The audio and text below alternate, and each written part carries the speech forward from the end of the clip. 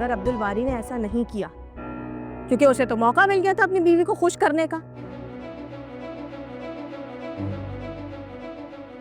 बस अब्बा जी, अब बहुत हो गया है, मुझसे अब उनकी हरकतें बर्दाश्त नहीं होती। आप अब इन दोनों को चलता करें इस घर से। अगले दुखों में कितनी दरारें आए दिलों में। सब कुछ उस मनहूस डॉक्टर की वजह से हुआ है।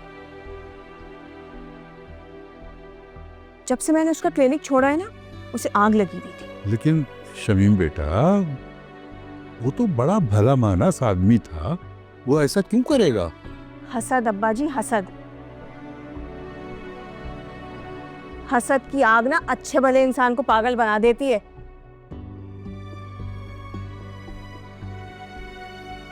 उसके क्लिनिक के सारे मरीज मेरे पास आने लगे थे, बस उससे यही बात बर्दाश्त नहीं हो रही थी, इसीलिए उसने मेरे खिलाफ रिपोर्ट दर्ज कराई, ताकि मेरा नाम बदनाम हो और कोई मरीज मेरे क्लिनिक में ना आए दोबारा। तो बाजी, आपको कैसे पता कि ये शिकायत उसी ने दर्ज कराई थी? मतलब कोई और भी तो दुश्मन हो सकता है ना आपका? अरे और कौन मेरा दुश्मन हो सकता है? इतने सालों से मैं उस डॉक्टर की गैर मौजूदगी में उसका क्लिनिक चला रही थी, सारे मरीजों को दवाइयां लिखकर देती थी, तब तो सब कुछ ठीक था। किसी ने आज तक मेरी डिग्री के बारे में नहीं पूछा।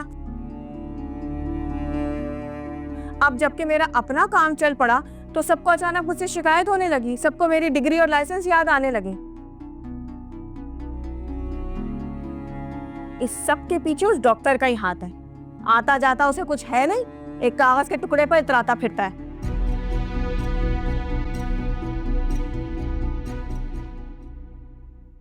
हाँ, हमारी कशफ की तरह। खैर, है कहाँ वो? नजर नहीं आई। अब ये मत कहिएगा कि इतनी बड़ी बात हो गई घर में और वो आज भी यूनिवर्सिटी पहुंच गई।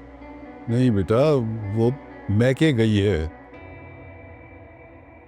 वो, लेकिन उसे इन तमाम मामलात के बारे में कुछ पता नहीं है।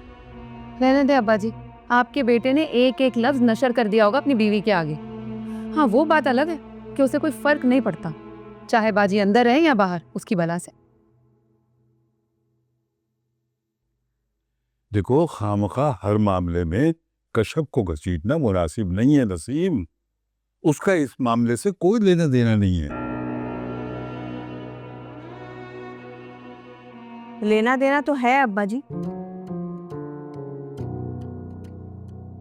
कशफ को भी ना मेरा इस तरह क्लिनिक खोलना पसंद नहीं था, उसे भी बहुत एतराज था।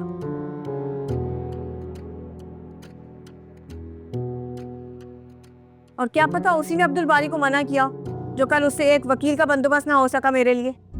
नहीं बेटा, ऐसी बात नहीं है। अब्दुल बारी ने बहुत से लोगों को कांटेक्ट करने की कोशिश की थी, मेरे सामने उसने बहुत सा फोन किए। अब्बा जी, उसने ये सब कुछ आपको दिखाने के लिए किया होगा, वरना अगर वो चाहता ना तो वो फौरन मुझे वहां से निकलवा सकता था। क्या करना था उसे? उसे सिर्फ एक कॉल करनी थी चचा जान को और मेरी खड़े खड़े जमानत हो जाती।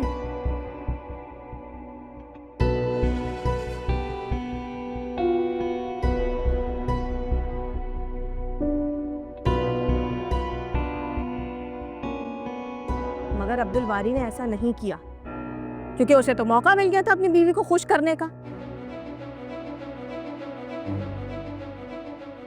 बस अब्बा जी, अब बहुत हो गया है, मुझसे अब उनकी हरकतें बर्दाश्त नहीं होती। आप अब इन दोनों को चलता करें इस घर से।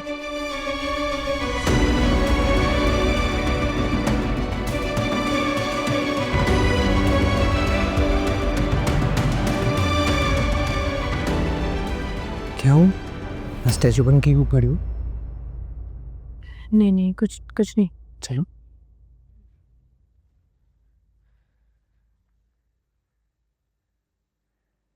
अस्सलाम वालेकुम तायबू। अस्सलाम वालेकुम। वालेकुम सलाम।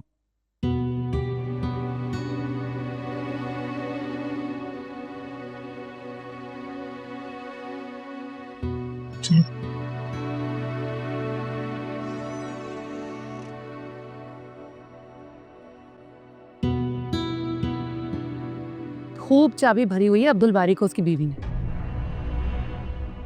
और नहीं तो क्या अब्बा जी, देखा नहीं आपने किस तरह नजरअंदाज करके गया अपनी बहनों को? अरे सलाम तक गवारा नहीं किया उसने करना हमें। मैं पूछती हूँ आखिर हमने ऐसा क्या बिगाड़ा है इन दोनों मियाँ बीवी का?